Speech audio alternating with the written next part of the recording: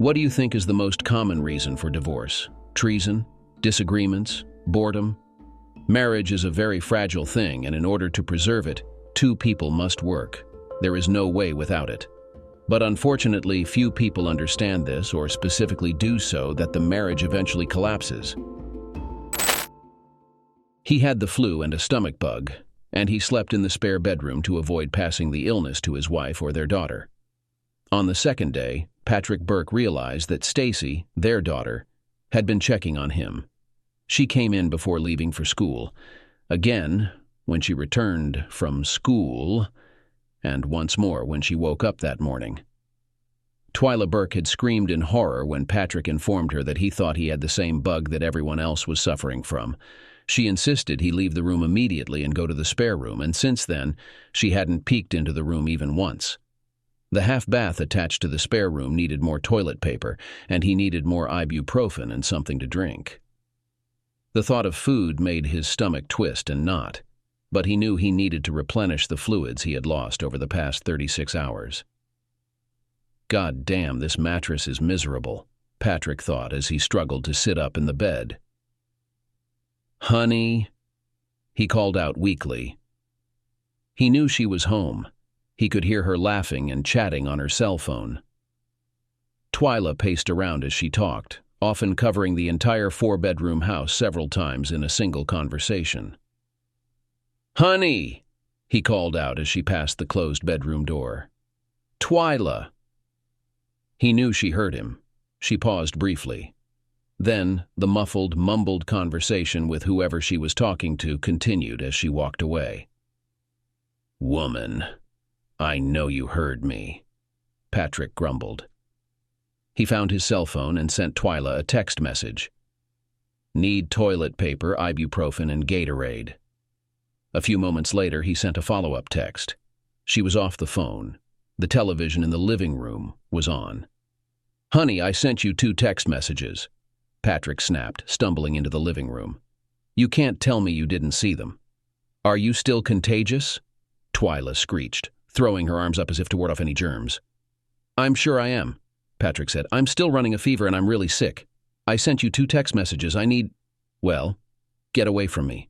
The last thing I need is to get sick, Twyla shrieked. And it was the first thing I needed? Patrick snapped. Now, I need toilet paper, I need ibuprofen, and please get me some Gatorade. I like the fruit punch flavor. Okay, just get away from me, Twyla said, waving at him, trying to get him to leave the living room. 3 hours later, Patrick stumbled to their master bathroom and retrieved 3 rolls of toilet paper from under the vanity. While there, he took 2 ibuprofen with some tap water. Then, he staggered back to the spare room. Stacy returned home from visiting her best friend. Patrick awoke feeling weak and disoriented when he heard his daughter calling out for her mother. Checking his cell phone, he saw that it was after 5 in the afternoon. Daddy, how are you feeling? Stacy quietly asked, peeking into the doorway. Absolutely terrible, Patrick said, attempting to force a smile.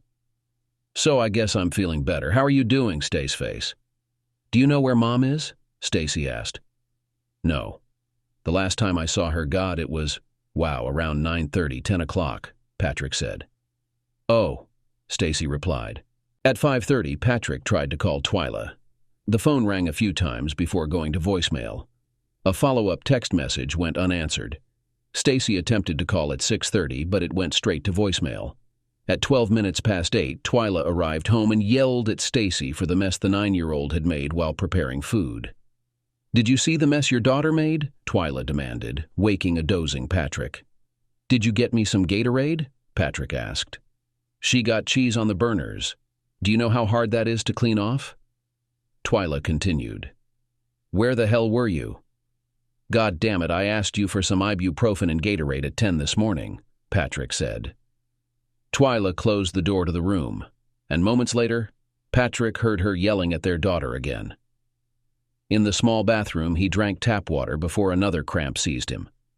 Thankfully, with the bathroom door closed, he couldn't hear Twyla's haranguing of their daughter.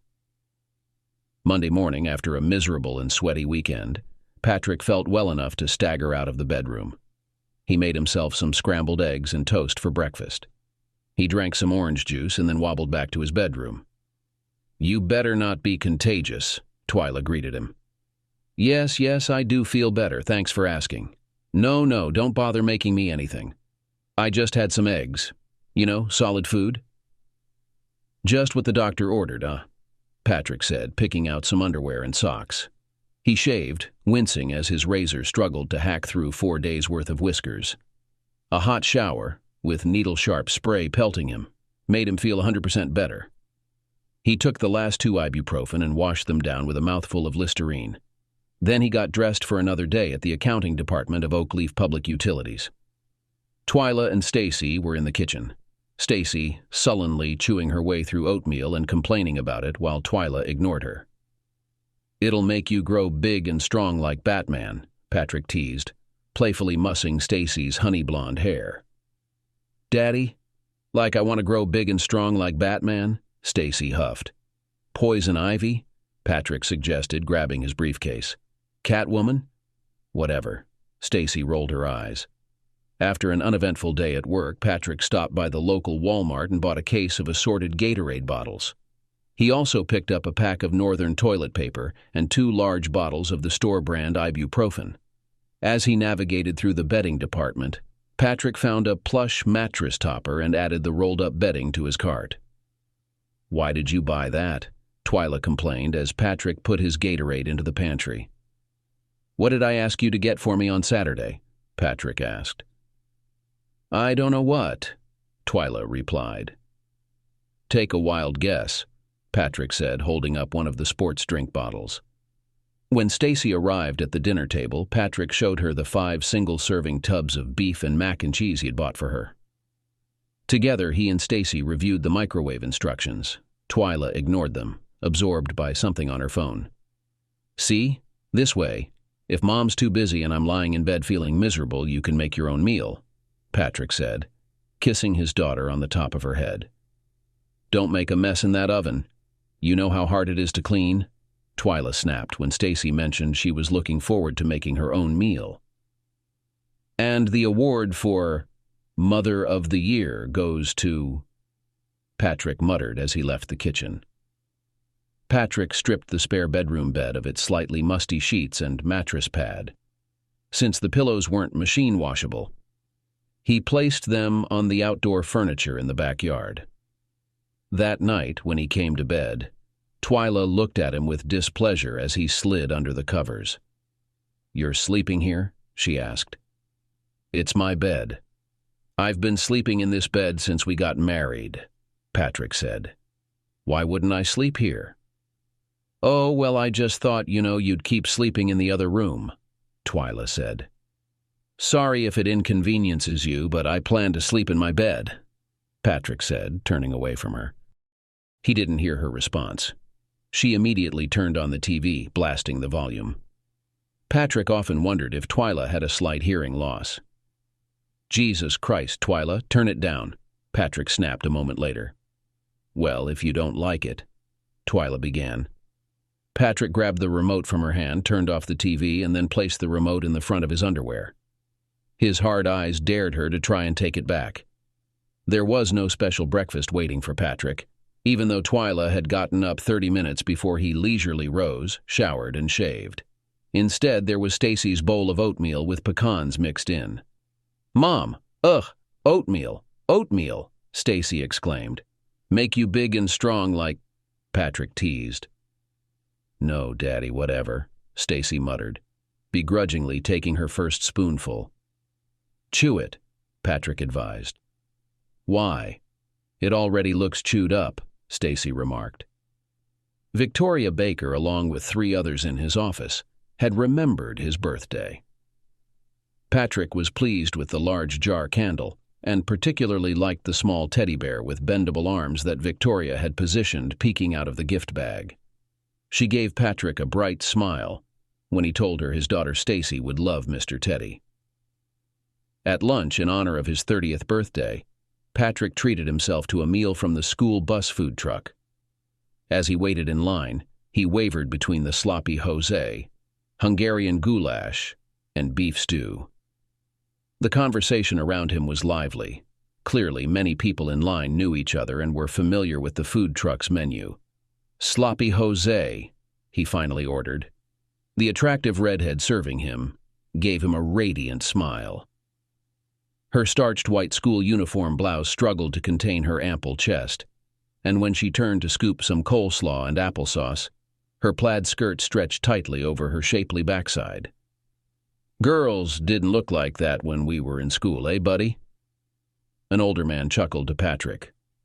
"If they had, my grades would have been even worse," Patrick replied, and the two men shared a smile and a nod.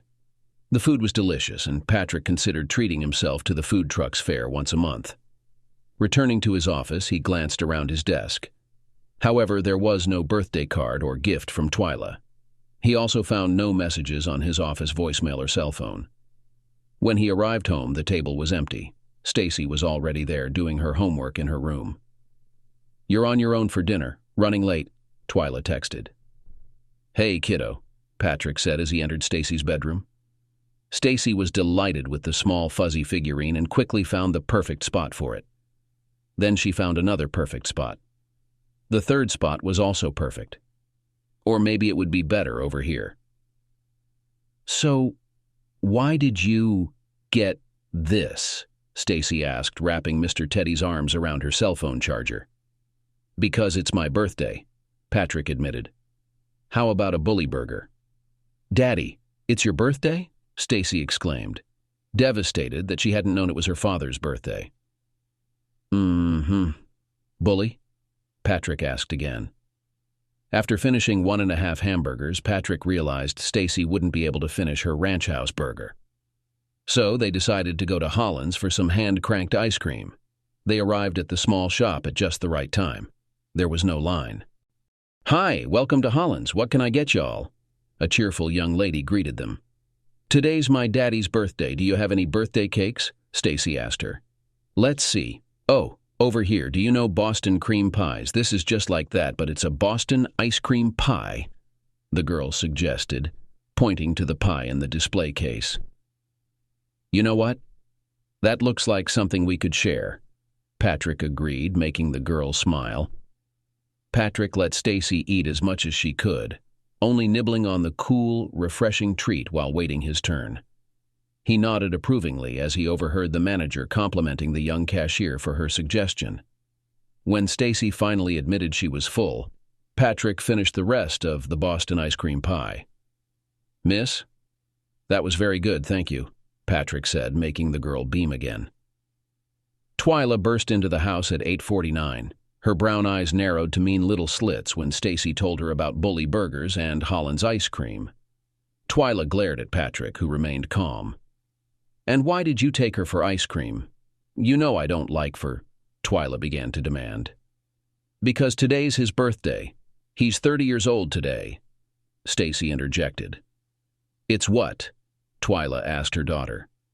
"Daddy's 30 years old today," Stacy proudly announced. Patrick, today? Today's your birthday?" Twyla stammered, wide-eyed. Patrick replied. "Staceface, go take your bath, okay, sweetie?" "I didn't." "Why? Why didn't you tell me?" Twyla asked. "Jesus, Twyla. Do you have to tell me when it's your birthday? Do you have to remind me of our anniversary?" Patrick snapped.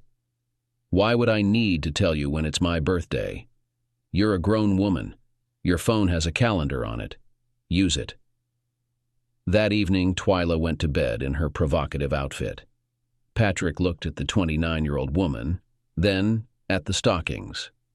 He also noted the small tummy she hadn't been able to get rid of since giving birth to Stacy. They first met at a party hosted by Delta Rho.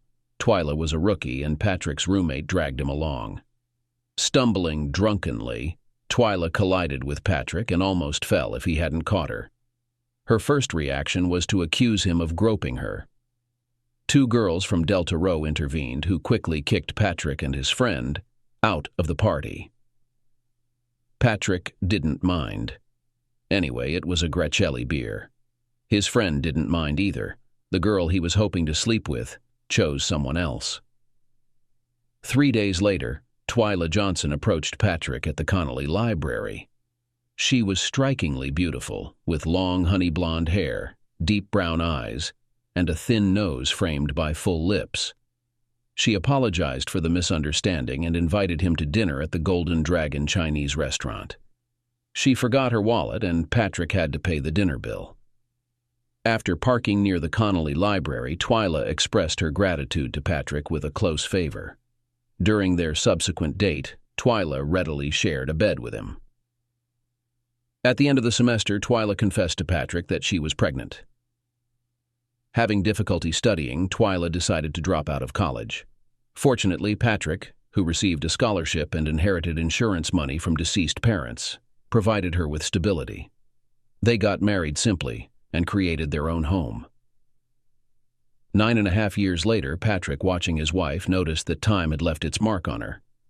Her once lively eyes now seemed frozen. Her lips rarely smiled, and her body looked tired. "It looks like it's time for our obligatory intimacy," Patrick remarked dispassionately before turning away. "Good night, Twyla." The next morning, Patrick cautiously asked Victoria Baker about family law. "Andrew Walker," Victoria immediately recommended. "If I ever thought about divorcing Natalie, which I wouldn't do, but purely hypothetically, I would choose Andrew." "And if not?" "Teresa White." Patrick nodded thoughtfully, stirring honey in his green tea. When he entered his office, he saw an email from Victoria with Andrew J's contact information. Walker, which made him smile. "Is it just because I forgot your stupid birthday?" Twyla shouted, and Patrick knew she had reached her breaking point. "My lawyer's contact was in the documents," Twyla continued. "In the future, contact his office. Don't call me," Patrick stated firmly before ending the call. He anticipated her next move. By ending the conversation, he understood Twyla's unwillingness to let him have the last word. True to his expectation, she dialed back immediately. Ignoring her calls and redirecting her to voicemail only prompted more attempts to reach him. "Document it. Keep track of how many times she does this," Andrew advised. "It will reveal a pattern and assist in determining custody for Stacy." "She did it right in front of me. I was in the process of moving my suits out of the bedroom," Patrick explained, once again sending Twyla to voicemail. 43 times? Andrew exclaimed when Patrick tallied the missed calls within a 10-minute time frame before blocking her number. "Yes, then she tried my office line 14 times before I blocked her there," Patrick confirmed. "However, due to your shared custody of your 9-year-old daughter, you'll need to unblock her," Andrew suggested. "She should have a means of reaching you in case of emergencies concerning Stacy." Patrick used to reside in Oxbow Plaza when it was still known as the Claremont Apartments. During that time, he occupied apartment 3111. "Yeah, back then climbing those stairs wasn't a big deal," Patrick reminisced with a smile as he held the door open for apartment 106. "Hey, neighbor," Simone Hozarski, his fellow resident from apartment 107, greeted with a smile, carrying a large canvas bag over her shoulder. "Heading to work?" Patrick asked, noticing the heavy makeup on the blonde's face. "Yup," Simone replied with a sassy grin. "You should come by sometime." "I wish I could," Patrick admitted, watching her walk away. "What? You're old enough, aren't you?" she teased before disappearing around the corner. "Yeah, but I can't afford that $25 cover charge, plus those $16 beers," Patrick muttered as he entered his dimly lit, cool apartment. Stacy's irritating, silky terrier, Upton, whimpered and scratched at the bathroom door. Patrick grabbed 3 plastic bags and Upton's leash before cracking the door open. Upton eagerly tried to squeeze through, but Patrick restrained her and fastened the leash to her collar. Upton frantically searched for a suitable spot to relieve herself. Just when Patrick was about to lose patience, she found the perfect patch of grass and relieved herself. After searching for another 5 minutes, Upton finally found a suitable spot to relieve himself. Patrick squatted down, inserted his hand into the plastic bag and retrieved the waste. Then he turned the bag inside out, capturing the poop without touching it with his hand. "Wow, that's clever," complimented the woman from apartment 215, with her chihuahua Marco in tow, as they sought a spot for Marco to do his business. Upton harbored no fondness for Marco or his owner. Marco snarled, prompting Patrick to restrain Upton to prevent any altercation. "Well, someone's eager for dinner, Ruck," remarked Patrick, before departing. Twyla harbored no fondness for dogs or any animals for that matter. As a result, Stacy was never permitted to have a puppy. Upton, a delightful little creature, was purchased by Victoria from a breeder and named after the stunning Kate Upton, along with Natalie's input. Shortly after acquiring Upton, they were dismayed to discover Victoria's severe allergy to animal dander. As Oxbow Plaza allowed animals weighing less than 50 pounds, Patrick took custody of the spirited Upton. Weekends proved to be particularly challenging, especially those without his beloved Staceface. Patrick and Upton would longingly miss the cheerful presence of Stacy. Nonetheless, they coped and even entertained Simone with chicken cashew, stir-fry, and hot and sour soup. Simone doted on the lively Upton and praised Patrick's culinary skills. Upton was rewarded for her good behavior with a dog treat and a gentle kiss on the head, while Patrick received a tender kiss and embrace from Simone. "Oh, are you taking her for a walk?" Simone exclaimed as Patrick grabbed the leash. "Yes, it's almost bedtime for Daddy, so he takes Upton out for a walk to do her business," Patrick confirmed. "Please, let me join you," Simone pleaded, linking arms with him. As they walked, Upton seemed more interested in seeking Simone's attention than relieving herself. "Go potty," Simone instructed firmly. "Go potty, then I'll give you pets." "Good night." Simone bid them farewell as they reached her door. Patrick received another soft kiss, and Upton enjoyed a scratch behind the ears before Simone closed her door. "You're spoiled, you know that?" Patrick remarked, eliciting a happy wag from Upton's tail. On Monday, Patrick received news that 2 accountants from their office were selected to attend the quarterly seminar in Austin. Patrick and Artu Patel were the fortunate ones chosen. Despite having plans to care for Stacy from Wednesday to Wednesday, Catherine Winslow, the head of the administration department, showed little concern for Patrick's personal matters. "You're scheduled to go. Refusal will lead to immediate dismissal," Catherine stated with a smug smirk. Twyla casually mentioned her prior commitments for Patrick's week with Stacy and declined to reschedule. "Of course not," Patrick muttered. "Why would you ever do anything to assist me?" On Tuesday evening, Simone returned from collecting her mail just as Patrick and Upton left his apartment for their afternoon stroll. She entered, dropped her mail on the couch, and linked arms with Patrick. Patrick didn't question why a stunning 19-year-old exotic dancer found him intriguing. He simply enjoyed her company. While Upton took care of her business, Patrick confided in Simone about his troubles. "Is that Stacy? The adorable little girl who visits?" Simone asked for clarification. "Yes, that's my daughter," Patrick confirmed. "How long does this seminar last?" Simone inquired. "I'll leave Wednesday night. It starts at 8 on Thursday morning and ends on Friday afternoon," Patrick replied. "So you need someone to take care of Stacy. Stop calling her Staceface. That's terrible. You need someone to prepare her for school on Thursday and Friday, and someone to be there when she gets home those days," Simone summarized. "Yeah, pretty much. And Twyla won't agree to switch or keep her until I return Friday night," Patrick explained. "I'll do it," Simone offered. "I'll just tell Donnie that a family matter came up and I need Thursday and Friday off." "I couldn't ask, Patrick started, then interrupted himself to pick up Upton's poop. "You didn't. I offered," Simone reassured him.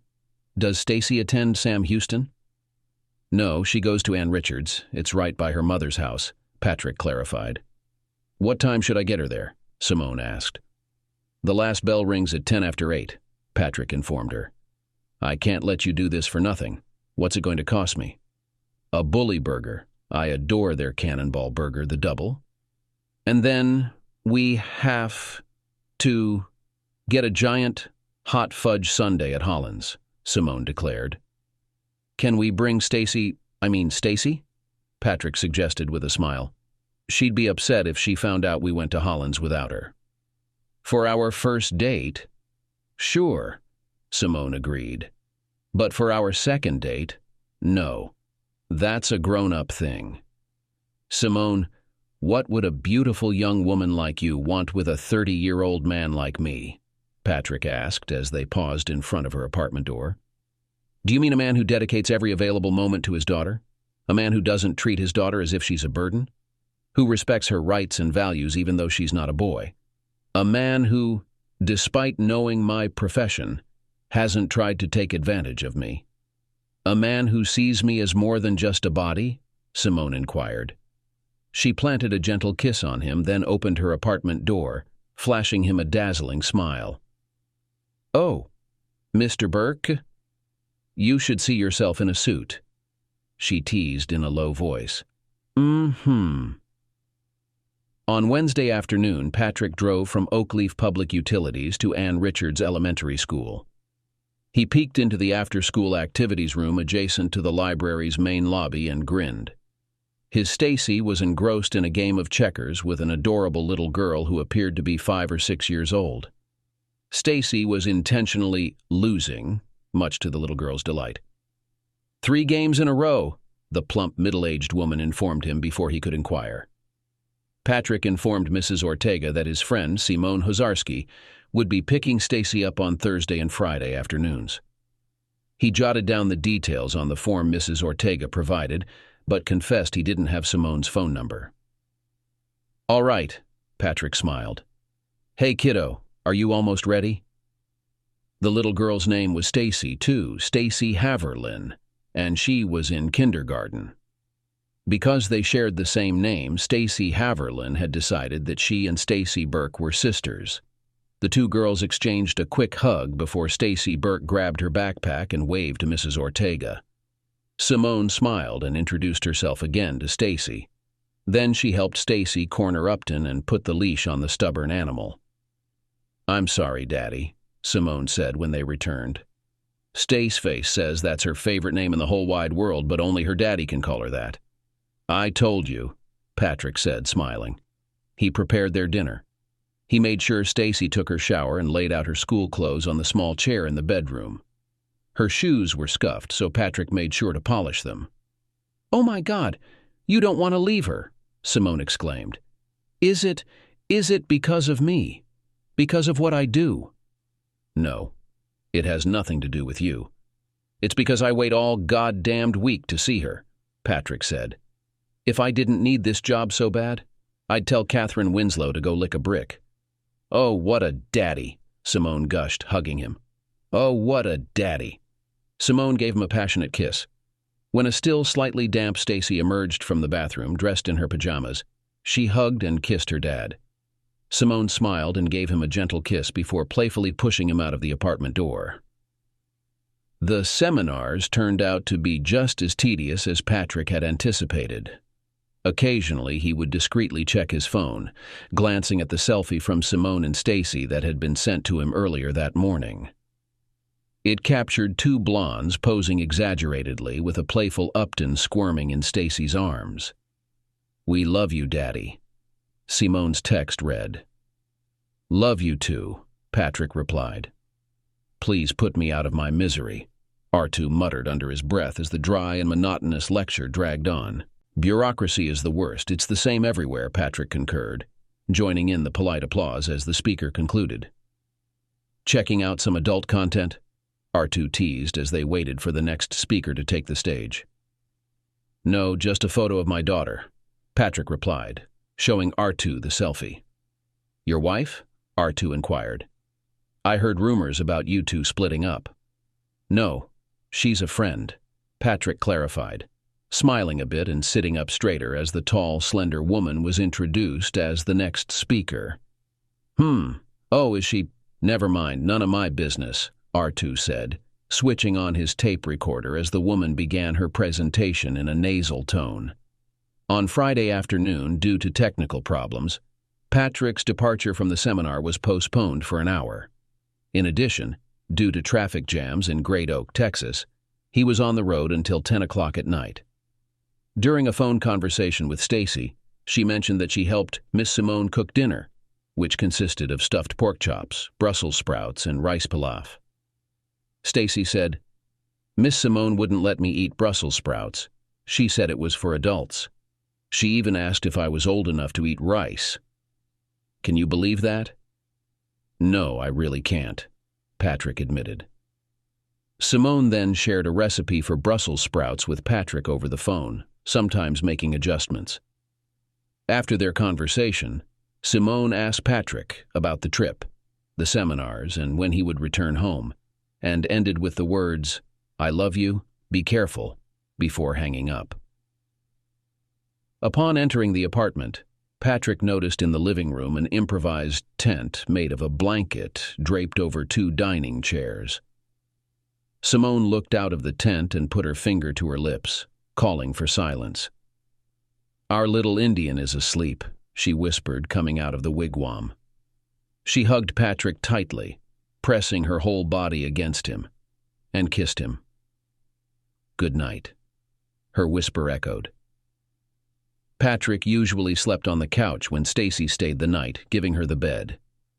Exhausted by a hard day and travel, he was glad to have the opportunity to rest. Patrick awoke to find the bedroom door firmly closed.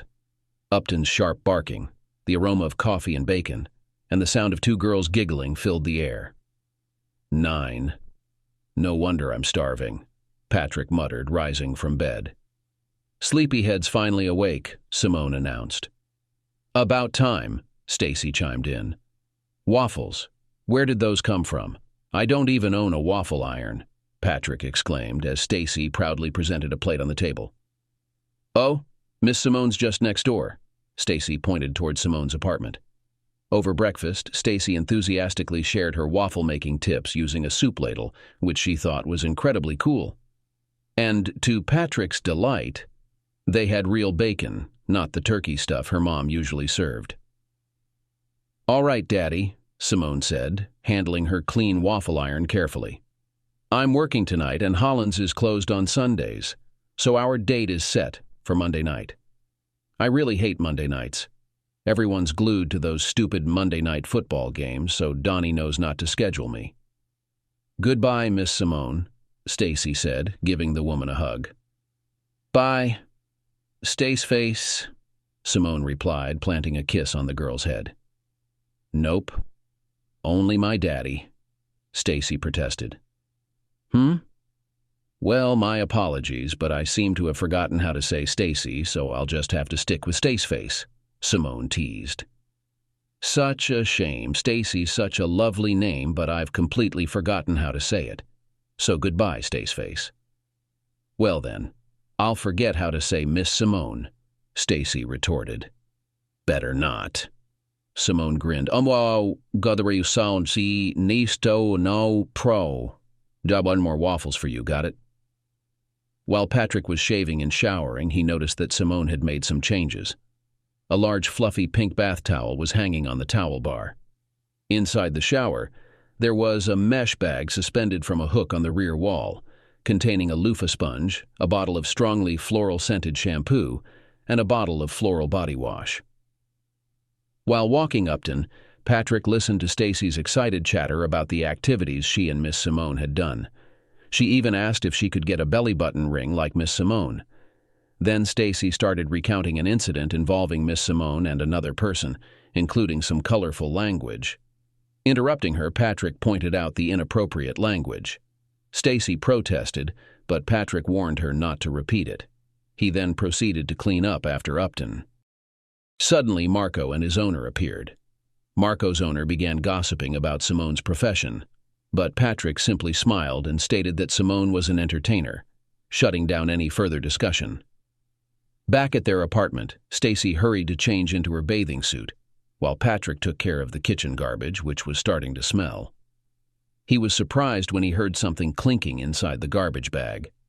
Pulling away the plastic wrapping from the bacon, Patrick discovered an empty bottle of Albertson's mint gin and 2 large bottles of Mark's peppermint liqueur. He was certain he hadn't purchased any of these. While not a teetotaler, he couldn't recall the last time he'd indulged in anything stronger than a Barley Turling's beer. A quick check of his fridge revealed the absence of the 3 Barley Turling's bottles. "Oh no, I entrusted my child to a drunk," Patrick lamented inwardly. Furious with Catherine Winslow for coercing him into attending a dreadfully dull seminar in Austin, Patrick harbored similar resentment toward his estranged wife for not swapping her custody week. The unsettling notion that Simone Hozarski might have been drinking with his daughter, Stacy, sent waves of anger towards his neighbor. "Daddy, I'm ready," Stacy exclaimed, bounding out of her room. Her energy infected their dog, Upton, who began darting around the apartment. Patrick forced a smile as he and Stacy laughed at the playful antics. Patrick didn't need to confront Simone Hozarski about her drinking. While she was in naughty or nice room number 1, a client bought her a drink. Subsequently, on her next visit to a similar room, she obtained cocaine and more alcohol. In exchange for a favor, Donnie, the manager-owner of Coquettes, allowed her 3 additional drinks. Unfortunately, her Toyota Camry met an untimely fate when she rear-ended a Ford F-150 at 2:17 a.m. on Sunday. Monday afternoon found Patrick on the brink of frustration as he entered the after-school activities room, ready to explode. Catherine Winslow had brushed off his seminar report, having already perused Artu Patel's. His phone had died and the car charger was stranded in his apartment. Even the apple in his lunch bag turned out mealy, and the pantry only offered sour cream and onion-flavored chips. It was shaping up to be a dreadful Monday. In the room, only Stacy Burke and Stacy Havilland remained. Ms. Timmons urgently sought to reach him and Missy Havilland. Her daughter Wendy had suffered a fall at school, breaking her arm, and Mrs. Timmons needed to rush to Alliance Health Square facilities. After dismissing Mr. Burke and the 2 girls, Ms. Timmons locked up and dashed off. Patrick guided the girls outside to a nearby wooden bench. "Stacy, honey, do you know your mom's phone number?" Patrick asked gently, holding his daughter's cell phone. He refused to let his Monday blues affect this scared little girl. Suppressing a groan, he accepted her shake of the head. "My dad took our phone when he left," Stacy whispered, clutching her book bag tightly. "Do you know where your mom works?" Patrick probed as they settled on the bench. "At the grocery store?" Stacy ventured. Attempts to reach Burns & Burns Grocers, the local store in Oakleaf County, proved fruitless. Even calling the grocery section of the nearby Walmart yielded no results. Patrick pondered, stumped. "Sweetie, does your mom have a different name from yours?" "Uh-huh," Stacy nodded. "Her name's Missy." "No, I mean, is she a Haverland or—" Patrick trailed off. "Never mind. I'm sure this is her." A nondescript rusty vehicle screeched to a halt in front of the bench, and a petite blonde woman emerged, tears streaming down her face. She hurried toward Stacy Haverland with outstretched arms. Patrick noticed the uniform blouse bore the emblem Natural Peaks Grocers above the woman's left breast. I'm so sorry. Miss Gabby made me stay until Tamara arrived." The woman apologized to her daughter. "It's okay. I've dealt with a boss like that." Patrick nodded, rising to his feet. "I don't know you. Are you a new teacher here?" the woman inquired, looking up at Patrick. "Oh no, I'm Patrick Burke. I'm Stacy's dad." Patrick smiled, placing a hand on his daughter's shoulder. "Ms. Timmons had an emergency, so—" "An emergency! An emergency!" Miss Haverland exclaimed, her blue eyes wide. "So she let my baby go with a total stranger." "I'm not exactly a stranger," Patrick reassured. "Stacy and my daughter. You're a stranger to me," Missy declared firmly. "Hello, Patrick Burke." Patrick introduced himself, extending a hand to the petite blonde. "Stacy, get in the car," Missy commanded. "Rest assured someone's going to hear about this." Amidst a groan and a waft of burning oil, Missy and Stacy Haverland departed from the school's parking lot. Patrick guided his own Stacy towards his car. The next day, upon entering the after-school activity room, Patrick spotted Mrs. Linder at the reception desk, aiding a child with math homework. She glanced up and gave a polite nod to Patrick. "Hey there, Staceface," Patrick greeted with a smile, as Stacy Havilland and her namesake played a round of Uno. It appeared that Stacy was intentionally letting the younger girl win. "Hi," Missy Havilland said, approaching Patrick. "I think we might have gotten off on the wrong foot yesterday." "I believe we got off on the right foot," Patrick replied, extending his hand. "Trust me, when it comes to my Staceface." "Yeah, well, I tend to go into mama bear mode and—" Missy smiled apologetically. "Listen, do you like Bricks? The pizzeria just up the street here? Tomorrow kicks off her mother's week with her, and we usually go to Bricks and—" Patrick began as he shook hands with Missy. "Oh, Bricks! I haven't had Bricks in forever," Missy exclaimed. "Come on, it's on us," Patrick offered. They arrived before Missy and Stacy, so they waited outside. When Missy and Stacy emerged from their rusty car, Patrick held the door open for them. Missy insisted on no anchovies as the indifferent waitress directed them to any available table.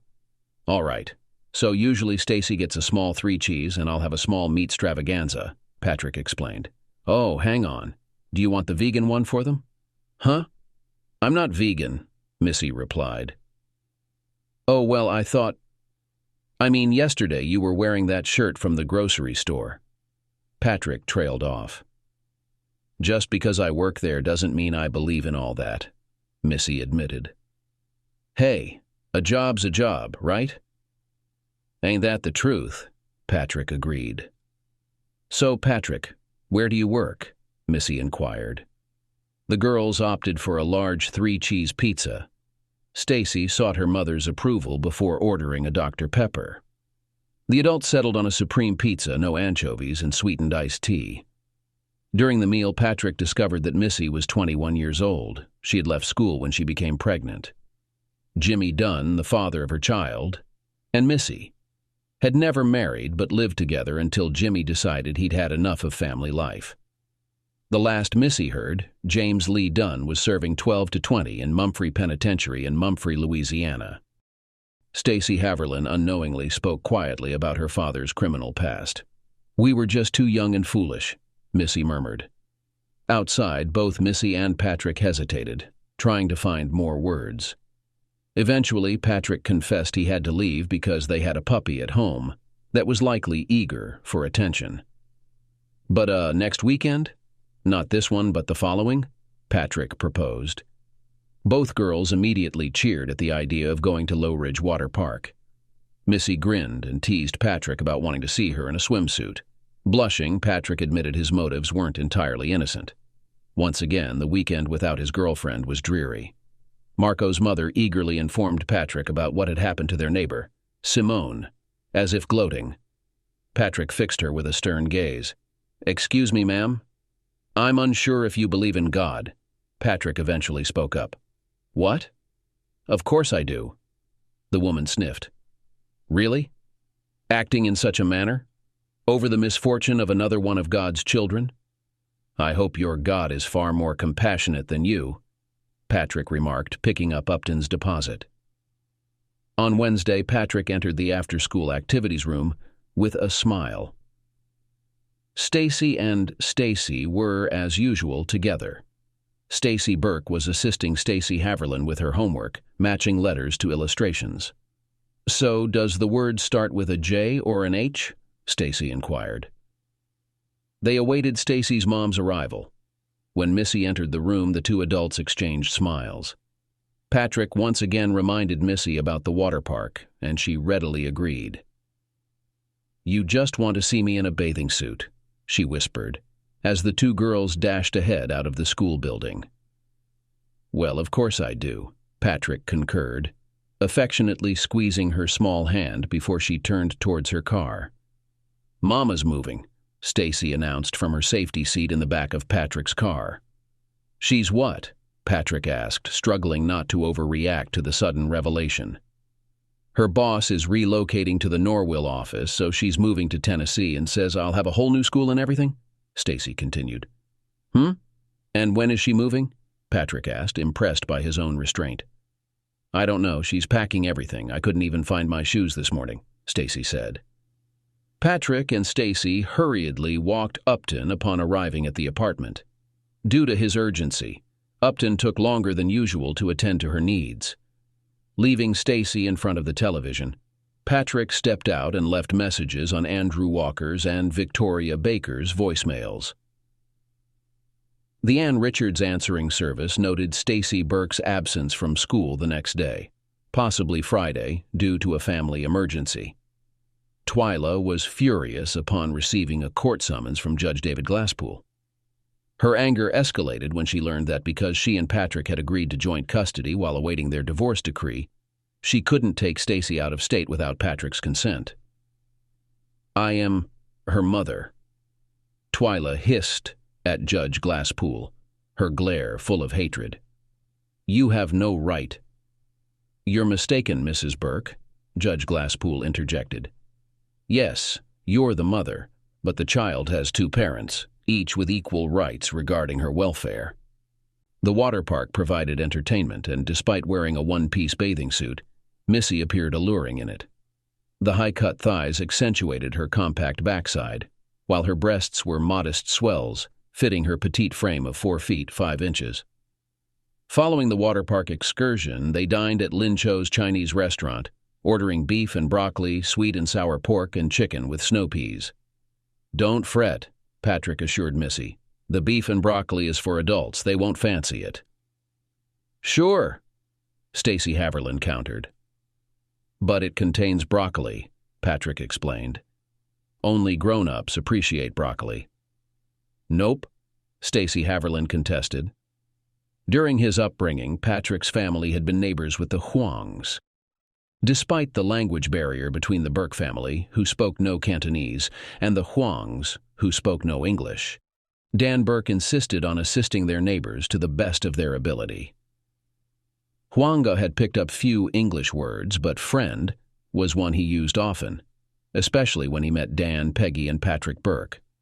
Once a month, their families exchanged dinners, with the Burkes enjoying authentic Chinese cuisine at Huang's home, and Peggy reciprocating with American fare, typically spaghetti from a jar. This cultural exchange led Patrick to master the art of eating with chopsticks. The Burke girls eagerly embraced the challenge of using chopsticks, with Missy attempting it briefly before resorting to her fork. Patrick, I'm so hungry, Missy chuckled, reaching for her fork.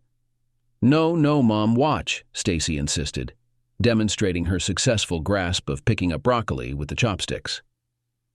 At the Haverland trailer, Missy welcomed them inside. She had a chocolate icebox pie ready so she and Patrick could enjoy coffee while the girls had milk. I wonder if Staceface even likes chocolate icebox pie, Patrick joked. I want to be Staceface, Stacy Haverland complained, while Stacy Burke insisted she adored chocolate pie. It was her absolute favorite. Fine, Patrick said, looking around the cozy trailer. You can be Staceface. Aw. Then what am I supposed to be? Stacy Burke protested. You can be Scuba Dooba, Patrick suggested. Scuba Dooba, both girls cheered. Stacy, Missy interjected as she filled the coffee pot. Stacy's already Staceface. So Stacy, what's your middle name? Patrick inquired. Stacy June, Stacy Haverland replied. So, we could call you, Patrick pondered. June Moon, Missy proposed. June Moon. Stacy and Stacy cringed in unison. Stacy J, Patrick suggested. Yeah, Stacy J getting diggy with it. Yeah, Stacy Haverland enthusiastically agreed. Dad, Staceface shook her head, indicating her father was not cool. Stacy J getting diggy with it, Stacy J exclaimed, doing a silly dance. So I'm Stacy M? Stacy asked while Stacy J danced around. No, you're still Staceface, Missy smiled. So what's Mama's new name gonna be? Stacy J inquired. Her? Patrick grinned. Be nice, Mr. Patrick, Missy warned, retrieving the icebox pie from her refrigerator. Her? Missy Sippy, Patrick teased. Mississippi? Staceface and Stacy J giggled. Mississippi, huh? Pretty clever, Missy said, cutting a tiny piece of pie for Patrick. There. That's all you get. After finishing their meal, with Patrick being offered a slightly larger second piece, Stacy and Stacy headed to Stacy J's room. Missy guided Patrick to the couch. Their initial kiss was gentle, followed by a more passionate one with mouths open. For their third kiss, Missy settled onto Patrick's lap, embracing him tightly. Eventually, Patrick had to conclude the day. They had a demanding pet at home, after all. Both girls seemed quite tired. The noise from Stacy's room had already dwindled significantly.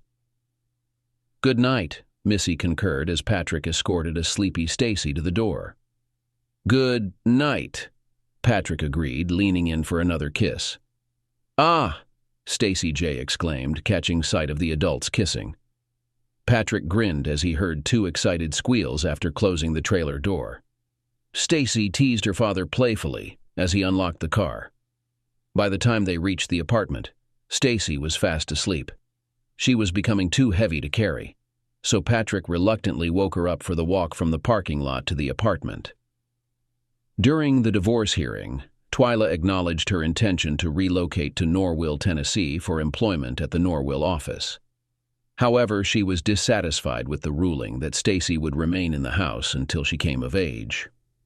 Twyla advocated for the house to be sold, and the proceeds divided 65-35 in her favor, citing Patrick's initiation of the divorce. Additionally, she sought full custody of Stacy Margaret Burke, with Patrick having restricted visitation rights. As Judge Lisa Webb finalized their divorce with a decisive strike of her gavel, she dismissed Twyla's numerous demands, denying them all. Good luck in your future endeavors, Patrick muttered under his breath as Twyla turned away. Observing the exchanged looks between Twyla and Carl Holder, her direct supervisor, during the proceedings, Patrick couldn't ignore the closeness of their relationship, suspecting it went beyond mere professional ties. Absent from the courtroom were Patrick's own supervisor, Victoria Baker, and Catherine Winslow, the department head, who would usually be by his side during such proceedings. 2 days later, the first sign that something was seriously amiss occurred when Patrick received a phone call informing him that his house was engulfed in flames. Douglas East, a retired neighbor living 2 houses down, alerted Patrick to the blaze, expressing concern over the apparent ineffectiveness of the 3 fire trucks battling the inferno. Confirming Patrick's worst fears, a call to Stacy's school revealed her absence that day. Patrick contacted his lawyer, who advised him to hang up and call the police instead. Following this advice, Patrick contacted the Oakleaf County Sheriff's Office and filed a kidnapping report, providing details of Twyla's vehicle, including make, model, year, and license plate number. He also informed them of the likely destination of Twyla and Stacy Burke. Meanwhile, as Patrick was frantically making calls, a Toyota Highlander traversed a desolate stretch of Texas highway. Unhappy with the situation, Stacy Burke disliked the car due to the unpleasant odor left by Carl Holder's Benson and Hedges menthol cigarettes. Additionally, missing school that day was a source of frustration for Stacy, particularly since she had studied diligently for a history test. "We're going to play a little game," Twyla announced, slightly exceeding the speed limit as she drove. She chuckled to herself, confident that the device hidden under the spare bedroom bed would ensure Patrick wouldn't get the house. She had set the timer to trigger at 11 o'clock that night. By the time anyone detected the smoke, she and Denise Holder would be long gone. However, Twyla had overlooked the AM and PM markers on the timer. "Is this a game?" Stacy inquired. "Indeed, we're going to give you a new name," Twyla chimed. How about Cinderella?" "Cinderella?" Stacy exclaimed. "Mom, that's silly." "Well, perhaps Rapunzel. You do have that long hair." "Oh, and wouldn't you look lovely with long red hair?" Twyla suggested. "Mom," Stacy protested. "No, not Rapunzel." "Denise? Denise?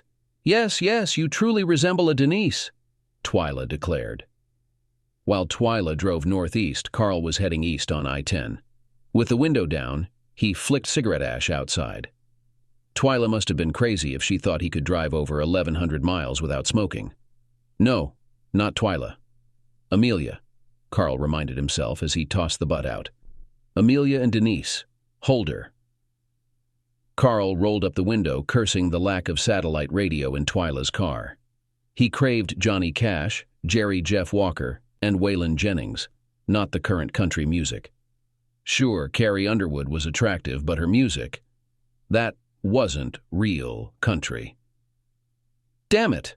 Carl hissed as an unmarked car suddenly flashed its siren and blue and white strobe lights.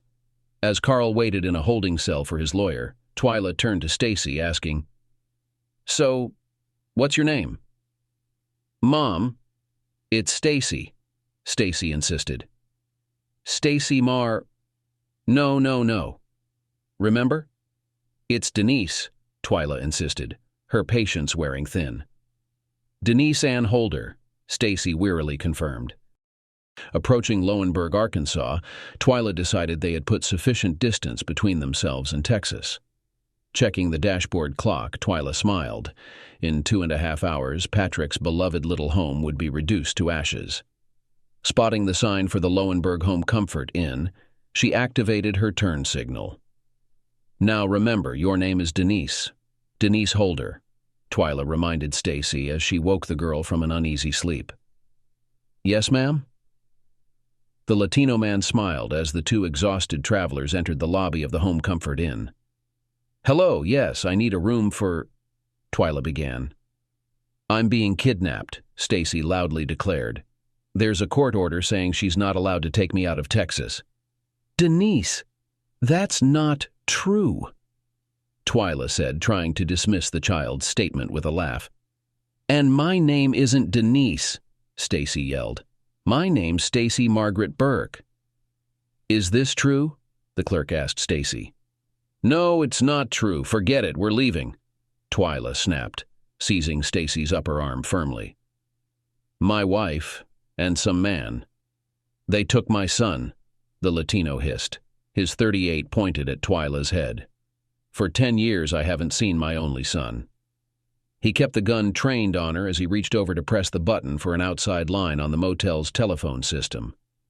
Twyla, staring down the barrel of a gun in the hate-filled eyes of the motel clerk, knew she had come to the end of her escape. 911. "What's your emergency?" a woman's voice inquired. "Yes, I have a little girl here who says she's being kidnapped," the man stated. "My name is Simone, and I'm... Simone Hozarski attempted to say before succumbing to deep, wrenching sobs. "It's okay. It's okay," a woman comforted Simone, patting her shoulder. "Honey, we've all been in your shoes. It's okay." After the van returned to Alliance Square Health Facility, the 9 men and 6 women filed into the detox clinic and gathered in their customary circle. "So, Simone, why do you believe it was so difficult for you to acknowledge that you have a problem with alcohol?" Terry Perry inquired. "I'm not sure," the blonde murmured, wiping her nose with the back of her hand. "Could it be because if you admitted it, then you wouldn't be able to return to it? If you recognize that you're powerless over alcohol, then you wouldn't be able to justify getting your next drink?" Terry pressed. "I'm not sure," Simone repeated. "Simone," Terry persisted. "I'm not sure, okay? I'm really not sure," Simone erupted. "Yes, you do," Terry insisted. You do know. And until you can be truthful, I don't know, and I don't care," Simone shouted at the top of her lungs. Teresa White, Twyla's lawyer, advised her to consider a plea deal. Twyla's supervisor and romantic partner, Carl Holder, had already accepted a plea deal and offered to testify against Twyla in the kidnapping case. "And don't forget about the arson," Teresa reminded Twyla. Despite this, Twyla insisted on a trial by jury. She was confident she could sway any mother on the jury to sympathize with her decision to take her daughter along, and she was sure she could charm any male jurors. With a playful smile and a toss of her long blonde hair, she believed they would vie to acquit her. "I told you so," Teresa remarked, devoid of sympathy, when Twyla was found guilty on all 12 charges. "You should have taken the plea," Teresa reiterated when Twyla was sentenced to a minimum of 20 years in Usesa Women's Penitentiary in Wackaloo, Texas. "Mississippi!" exclaimed Stacy J. as her mother entered the after-school activities room. "Hello, Mississippi," Staceface greeted with a smile, already gathering their checkers. "Oh, I'm going to reprimand that man," Missy chuckled. "He's in real trouble." "Good afternoon, Mrs. Burke," Mrs. Ortega said with a smile, diverting her attention from a boy struggling with his reading exercise. Upon hearing the greeting, Missy smiled broadly. Mrs. Ortega reciprocated the smile, then focused back on the student. With a wave to Mrs. Ortega, the three blondes exited the room.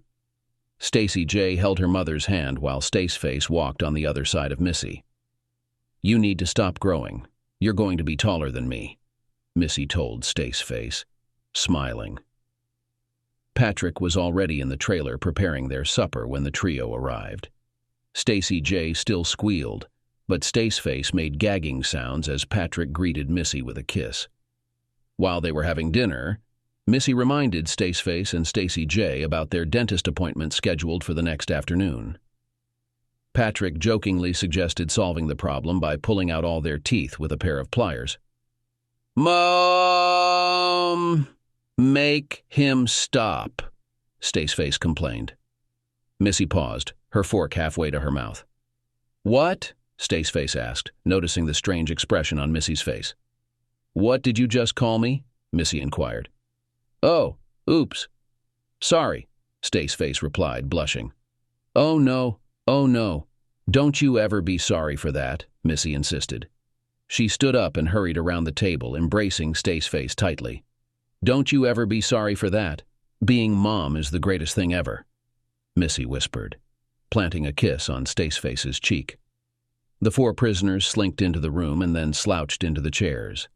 They paid no attention to the elderly woman who cheerfully sought volunteers to read from the literature. Seeing no takers, she assigned readings to them based on their reading abilities. The inmate who struggled the most with reading was tasked with distributing the chips. All four prisoners rolled their eyes when the chairperson selected gratitude as the topic for the in-house jail AA meeting. "I'd be grateful to get out of this damn cell, but I ain't grateful for this terrible coffee. Why can't we have real coffee? Why does it have to be this decaf crap?"